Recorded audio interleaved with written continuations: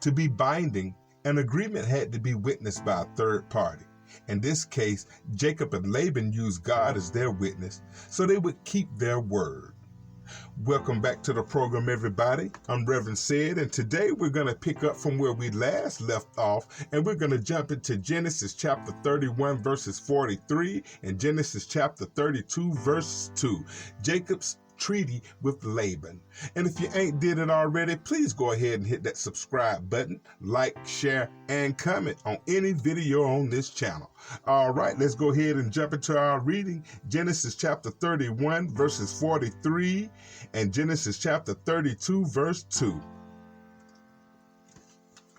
Laban said to Jacob, "These women are my daughters, and these children are my grandchildren, and these flocks are my flocks. In fact, everything you see is mine. But what can I do now about my daughters and their children? So come, let's make a covenant, and you and I will be a witness to our commitment." So Jacob took some stone and set it up as a monument, and then he told his family member to gather some stone. So they gathered stones and piled them in a heap. Then Jacob and Laban sit down beside the pile of stones to eat a covenant meal. To commemorate the event, Laban called the place Jagar Sahadutha, which means witness pile in Aramaic. And Jacob called it Gilead, which means witness pile in Hebrew. Then Laban declared, "This pile of stone will stand as a witness to remind us of the covenant we have made today." This explains why it was called Gilead, witness pile. But it was also called Mizpah, which means watchtower. For Laban said, "May the Lord keep watch between us and make sure that we keep this covenant when we are out of each other's sight.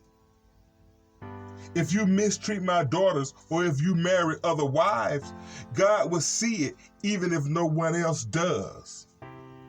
He is a witness to this covenant between us.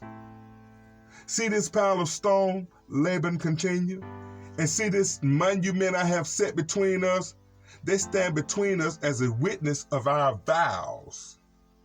I will never pass this pile of stones to harm you, and you must never pass these stones or this monument to harm me. I call on the God of our ancestors, the God of your grandfather Abraham, and the God of my grandfather Nahor, to serve as judge between us." So Jacob took the oath before the fearsome God of his father Isaac to represent the boundary line. Then Jacob offered a sacrifice to God there on the mountain and invited everyone to a covenant feast. After they had eaten, they spent the night on the mountain. Laban got up early the next morning and he kissed his grandchildren and his daughters, and he blessed them. Then he left and returned home. Genesis chapter 32, verse 1. As Jacob started on his way again, angels of God came to meet him. When Jacob saw them, he said, "This is God's camp." So he named the place Mahanaim. Although angels would often appear in human form, these angels must have looked different, but Jacob recognized them at once. Why did the angels of God meet with Jacob? The reason is unclear, but because of their visit, Jacob knew God was with him. All righty, thank you everybody. That's going to wrap up our reading for this evening. And please join me on the next episode where we'll jump into Genesis 32, chapter 3 to 21. Jacob sends gift to Esau.